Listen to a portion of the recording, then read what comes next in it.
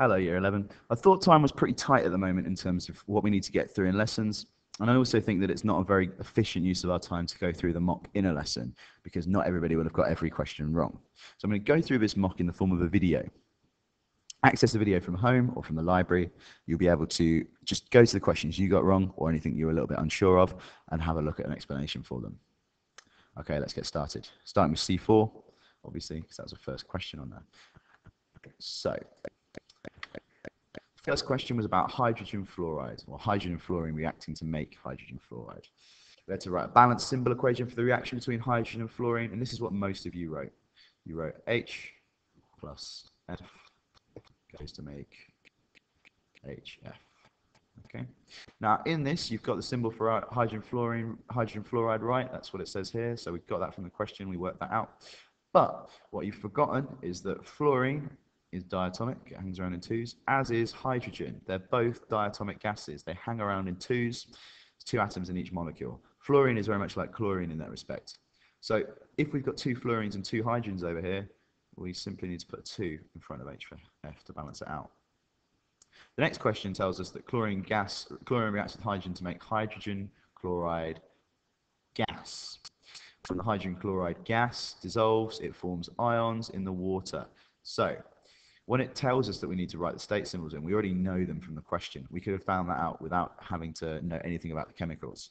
So HCl, it says, is a gas, and then H plus and Cl minus are both dissolved in water, so they are aqueous, AQ. Lovely. The next question is a tick box exercise, quite literally, and most people realize that things are acidic when there's a hydrogen ion in the water, and then hydrogen ions dissolved in water is what makes things acidic. So that is the reason that the reaction produces an acid. Iodine is another group 7 element. And to predict the name and the formula of the compound, well, we know with chlorine we make hydrogen chloride, with fluorine we make hydrogen fluoride, so we're probably going to make hydrogen iodide, which is exactly what we make. And the formula of hydrogen iodide, following in with the other ones in the group, is HI. Okay. The next question asks us to describe the trend in reactivity of the group 7 elements with hydrogen. Well, it's told us that we've got fluorine, when it reacts with hydrogen, explodes at room temperature. Chlorine, we need a little bit of a spark to make the mixture explode, and iodine is slow to react with hydrogen. We have to heat it really strongly. So the trend as we go down the group in this direction is that they get less reactive. I'm not going to write a full answer out, but what you'd be expected to write is a statement about how as you go down the group, which is important to say, you've got to be saying which direction you're going, they get less reactive. The next question says that bromine reacts steadily with hydrogen when it's heated. Does this fit the trend of reactivity with other halogens? Well, bromine is between chlorine and iodine in the halogens, and we therefore expect it to be slower and less reactive than chlorine, but more reactive than iodine. What can we see? Yeah, it's less reactive than chlorine, because chlorine only needs a small spark, whereas this needs to be heated, but it is more reactive than iodine. It's less than chlorine, yep, but more than iodine. So therefore it does fit in. You needed to say in your answer to this that it's both less reactive than chlorine and more reactive than iodine to prove that you know where it should fit. If you just said it fits between the two or something like that, you'd only get 1 mark. You needed to talk about both of these two chemicals. Sodium and potassium, next in the next question. We're watching the video and we have to complete the word equation for sodium and water. Well, one of the things we make, as we well know, is sodium hydroxides. This is why they're called the high alkali metals, because this is a well-known alkali. Sodium hydroxide, I'm going well out of the space. The other thing we make is a gas. It is hydrogen gas. This is something we just need to know. I mean, if you're trying to work it out, you can see that we've got hydrogen and oxygen in water and sodium over here. We know that there's a compound called sodium hydroxide, which is made of sodium, hydrogen, and oxygen. And then all we've got left is hydrogen, haven't we? And that is one option for us to think about. So Jake reckons the reaction makes an alkali. How could you show the solution of an alkaline pH? A lot of people said use universal indicator, which is fine. I mean, obviously you'd spell it without abbreviating it, but that only gets you 1 mark. To get the second mark, you need to say it turns blue. Okay?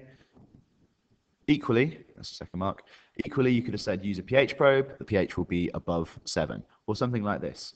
You've got to say every time you describe a test what the positive result, what you'd expect for from the test result. So we've said what the test is, which is using universal indicator, but we also need to say the result, which is that it would turn blue. Okay, the final part of the C4 paper started with a 6-mark question that people did really well on in general. We've got this guy called Alex. He's looking at the flame colors of group 1 elements. He has a theory. He's done some research. He found potassium and rubidium both give purple flames, and this is his theory, that all the elements in the group of a periodic table have the same flame color, and that each group has its own flame color. So what have everybody got to say about that? To get your 6 marks here, you simply have to go through person by person and see if they agree or disagree. I'm going to write over here if they agree, and over here if they disagree. B has checked his research, and he's found out that the flame colors for potassium and rubidium, and she's looked up cesium, and that's purple too. So she does agree because cesium is purple, so she agrees.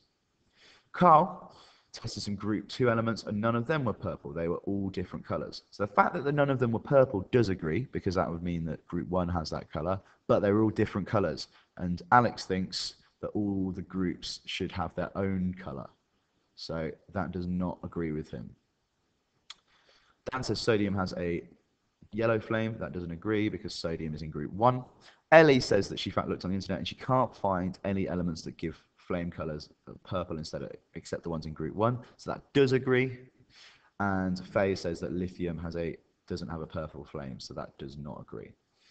To get the marks for this, to get the full 6 marks, you simply have to go through person by person, and then in the same way I have, just write a sentence or 2 about each one. So just saying whether they agree or not with him, whether they support or not, don't support him, and saying why for each one. They then asked why students' chat is not an example of peer review. Well, peer review needs scientists, firstly, not students. Secondly, all looking at one piece of research. Just to get you 2 marks there. And you could be talking about how they should be critiquing it. I realise my writing is quite childish on this thing. Okay, so now we're moving on to C5. The first question was about hard or soft water. Joe has done some research about the concentration of calcium ions in some water, and he's got this table about the amount of calcium ions in different classifications of hardness. Very hard having a lot of calcium ions, soft having very few. And he's also found out what the concentration of calcium ions are in 3 different places. Conclusions. What conclusions can Joe make from the data in the tables? There's 4 marks for this. There's 4 conclusions he can make. 1, that more calcium ions means that leads to more hard water. Okay, so that's the first conclusion from this table. The more calcium ions you have, the harder the water. The other one comes from this second table. There's 3 from this table. 1, that Joe's town is very hard, that Plymouth is soft, and the third is that London is hard.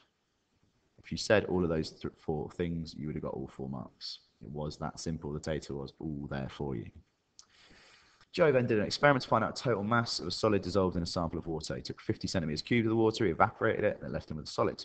He stored the solid in a desiccator and found its mass 2 days later. The reason we use a desiccator is to dry things out. They're really good at taking moisture out of things, so that's one, to keep it dry. And the second one, the reason we want it dry is because we want to only weigh the solid. We don't want to weigh any water. So that's the second reason, to make sure the mass reading is accurate. It won't keep the solid warm, it won't separate the ions, and it won't neutralize the solid. These are things it can't do. The next bit was a maths question, and it said that in 50 centimeters cubed of water, we had 0.02 grams of solid. So then we had to calculate the amount of solid in 1 decimeter cubed, given our answer in grams per decimeter cubed. This is how I would have gone about it. So we're scaling up from 50 centimeters cubed to 1 decimeter cubed, which is 1,000 centimeters cubed. The way I would go about that is I'd divide 1,000 by 50, okay, to find out how much I've times 50 by to get to 1,000. 1,000 divided by 50 is 20. So to find out how much the mass would be when I scale it up, because they are going to be in the same ratio all the time, I'm going to do 20 times by 0.02, which is 0.4 grams per decimeter cubed. Okay, if you got this 20-bit, you would have got 1 mark, and then you get a second mark for getting the answer right. We then had to work out in milligrams per decimeter cubed what it is. We know that 1 gram is 1,000 milligrams. So at this point, we can quite clearly see we're either going to have to times 0.4, which is our answer in grams per decimeter cubed, by 1,000, or we're going to have to divide it. If we're not sure, we can see that we're going to have more milligrams than we are going to have grams, so we're going to have to times it. So we do 0.4 times 1,000, which equals 400 milligrams per decimeter cubed. Okay. Finally, we had to tick a box about what the mistake was. We found that Joe's sample, he found his sample at 450 milligrams per decimeter cubed as dissolved solid, but then when he did some research, he found that there was 160, and he was wrong about the calcium ions. So what was the problem? Well, that was because there are some ions in the water that aren't calcium, and that is what is causing that mass. Most people got that. Right. This is a question about carbon dioxide and silicon dioxide. Okay, so we're talking about bonding and structure here. We've got to use ideas about structure and bonding to explain the similarities and differences between the properties of carbon dioxide and silicon dioxide. So we've got a few things to do. We've got to talk about, firstly, we're going to have to be saying what the similarities and differences are. And then we've got to explain why we have those similarities and differences. So let's go one by one. Similarities I'm going to do over here. Differences I'm going to do over here. Formula is similar. Okay, so the formula is similar. They both have 2 oxygens. There is a reason for that, and that is because they all have the same number of electrons in their outer shell, but I don't think anybody would expect you to be able to answer that like that at GCSE level. You would get some serious kudos if you did, but I wouldn't worry about it too much. The structure, on the other hand, we do need to be talking about. The structure for carbon dioxide is a simple molecular structure. So that's a difference. So CO2 is simple molecular, whereas SiO2 is giant covalent. Okay, they both have a covalent bond in them. Okay, don't think that there was a lot of answers that spoke about weak covalent bonds in dioxide. That's not true. There are very strong covalent bonds in carbon dioxide between the oxygens and the carbons, just like there's very strong bonds between the silicons and the oxygens in this one. But where the bonds become weak is between the molecules. So we've got a different size structure. Okay, and this is what leads, so this is a difference. And this is what leads to our difference in melting point and boiling point. CO2 is simple molecular, so CO2 has a low boiling point and melting point, low melting point, we'll say. Breathe that to MPT, because there are weak intermolecular forces between the molecules. Okay, so intermolecular means between molecules.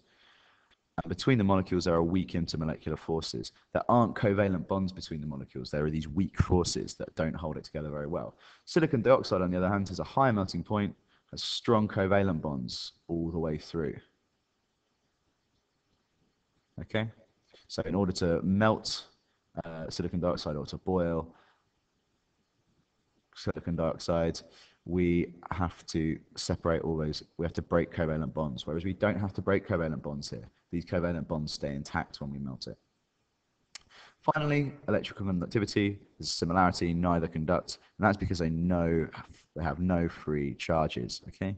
You need a free charge to be able to move it around. So that means you need to be dissolved ions, melted ions, or free electrons, delocalized electrons, in order for us to move our charge around. And if you can read that, you're doing very well. You need to put a tick in the correct box. Well, carbon dioxide is a gas, obviously going to be in the atmosphere. Silicon dioxide, we know, is sand. It's got a very low, it's not dissoluble, so it's going to have to be in the lithosphere. And So carbon dioxide in the atmosphere, silicon dioxide in the lithosphere. Okay, got a question about metallic bonding now. We've got aluminium, we know it's a metal with a low density, high electrical conductivity. We've got a little diagram here showing a sea of electrons. So what does that plus mean? That plus means positively charged metal ions. We know that in a metal, we have positively charged ions in a fixed arrangement, and we have negatively charged electrons that are flowing like a sea around them, that aren't localized. So it's not the protons are still inside the atoms, it is the ions, okay? Aluminium we extract by electrolysis of molten aluminium oxide. So if we look at this first ionic equation we have to balance, we can see that we've got aluminium with no charge on it at the end. We've got we're adding 3 electrons to something to make that aluminium. So we know we've got to be adding aluminium to it because we need to balance it out. So aluminium's going to be there. But what about the charge? Well, if we're adding 3 electrons to it and we're getting aluminium with no charge, we must have a 3+ charge. Some of you may remember that aluminium forms a 3+ charge. Some of you may have looked at the front and seen that it says in your list of ions that's what aluminium's charge is. The other way to think about it is that over here we've got no overall charge. If we add up all the charges here, we have none. So if we add up all the charges here, it still have to equal 0. So 3 minuses plus 3 pluses is 0. The next bit we have is about oxygen. So the oxide ion, anion, O2 minus, is going to form oxygen without any charge on it in a diatomic molecule. The first thing we can do is we can see we've got 2 oxygens over here, 2 oxygen atoms over here, and only 1 oxygen ion over here. So we need to put 2 here, okay, to balance it out. If we do that, we notice that we've got 2 minuses per oxygen. We've got 2 oxygens, so there's 4 minuses on that side. That means in order for us to balance the charges or to, still have the same amount of electrons on both sides, we have to give away 4 electrons. So what this equation is saying is that each oxygen ion is giving out 2 electrons. Aluminium is a metal, but aluminium oxide is an ionic compound. Aluminium metal and molten aluminium oxide both conduct electricity in different ways. Describe and explain those differences. Well, aluminium, we go through 3 electrons. That's how we can conduct electricity, with 3 electrons. Aluminium oxide, that's the symbol for aluminium oxide, the formula for aluminium oxide. We have 3 charges. The charges, 3 ions when it's melted. Okay, so when we melt it, we free up the ions. So charge can move. In order for electron, we need to be able. In order to conduct electricity, we need some charge to be able to move. So with aluminium, we've got 3 electrons which can carry charge around. In aluminium oxide, we have 3 ions when we melt it, which means that we can move the charge around. So that should say can move. Lovely. Next one, 2 copper compounds reacting. They're reacting with sulfuric acid. We're making copper sulfate in both of them, but they've got to be 2 different compounds because they've got different products. In this one, we only make copper sulfate and water. We start off with H2SO4. So the SO4 is going to this copper sulfate. There's 2 H's here. It must be going to the water. So we need copper oxide to do that. Okay, because we need some copper, obviously, and we need another oxygen. We need some oxygen to go with the H2. It's not going to be copper chloride because then we'd have something like hydrogen chloride afterwards. It's not going to be copper sulfate because we'd still have the same thing. Copper nitrate, we'd have some nitrogen compounds. Over here, we're making carbon dioxide, water, and copper sulfate. So we need something with carbon in it and oxygen in it, which is copper carbonate. So that's the base reaction. Okay, so this next table, we have to fill in showing the formula of the compounds that we're making. We've got the formula of the positive ion in the compound, which is always copper 2+, formula of negative ion, which we just have to look up from the front in the table, and here we have the formula. So this one's the only tricky bit, in my opinion, and that is working out what the formula of this compound is. We've got Cu2+, and then Cl1-. We need to balance out the positives and the negatives, so it's going to be CuCl2, because for each positive on the copper, we need 1 chloride. So we need 2 chlorides to balance out this 2+. The formula of negative ion in copper sulfate is SO4 2-. It says it at the front, but you can also see that for there to be a balanced charge here, we need the same charge on the sulfate as we need on the copper. And then here we've got copper hydroxide. We've got 2 hydroxides per copper, so we must have a single negative charge on the hydroxides. Okay, so OH1-. Eve's made some magnesium sulfate by reacting magnesium with sulfuric acid. She's used 2.4 grams of magnesium, and she wants to work out the maximum mass of magnesium sulfate she can make. So the first thing we need to do is work out the mass of magnesium sulfate, the relative mass. We know that magnesium's got a relative mass of 24, so we work it out for magnesium sulfate. So it's going to be 24 plus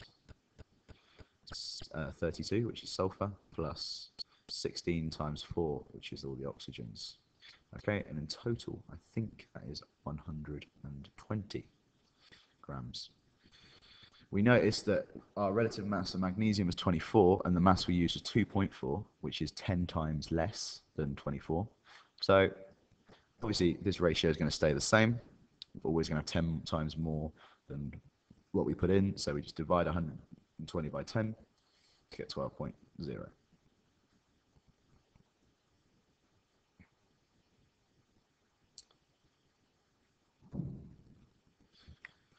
Finally, we're on to the C6 question.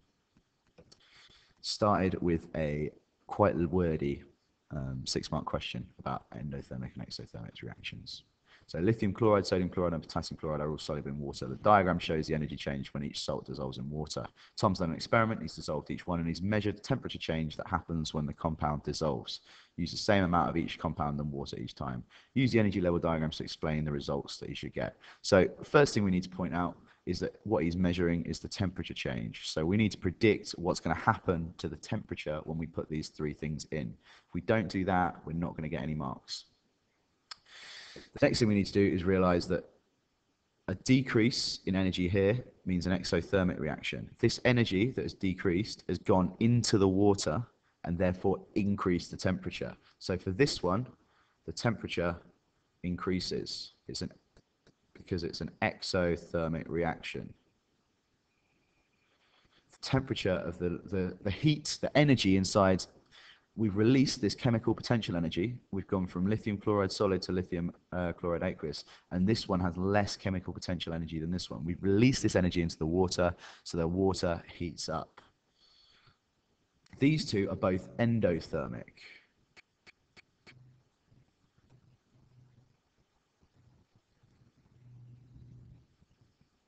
That means that the energy temperature is going to decrease.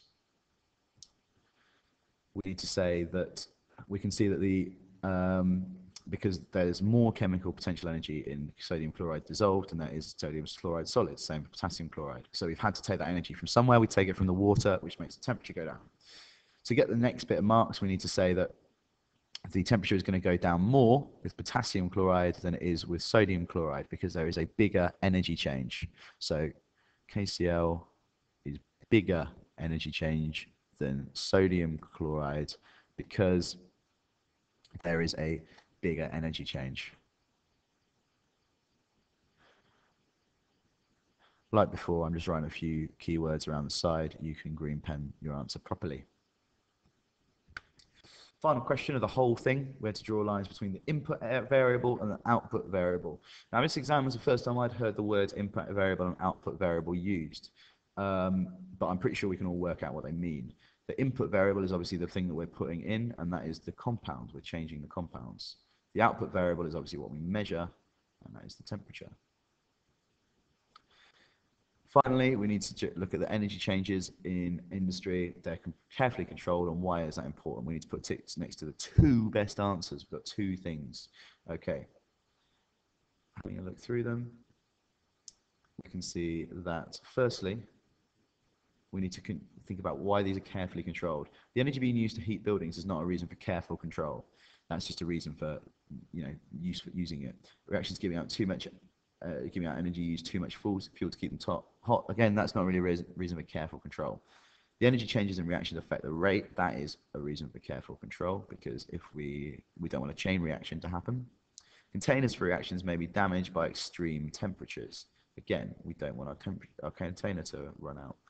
And the reactions that take in energy needs to be continuously cooled. That's not true. If they take in energy, they need to be heated to be able to give them that energy. Okay, Year 11, I hope this has been useful for you. Please feel free to come and see me if you have any questions or problems or queries or anything. And obviously go through green pen your paper. We're using the advice I've given you in this. Best of luck for the future. Thank you very much.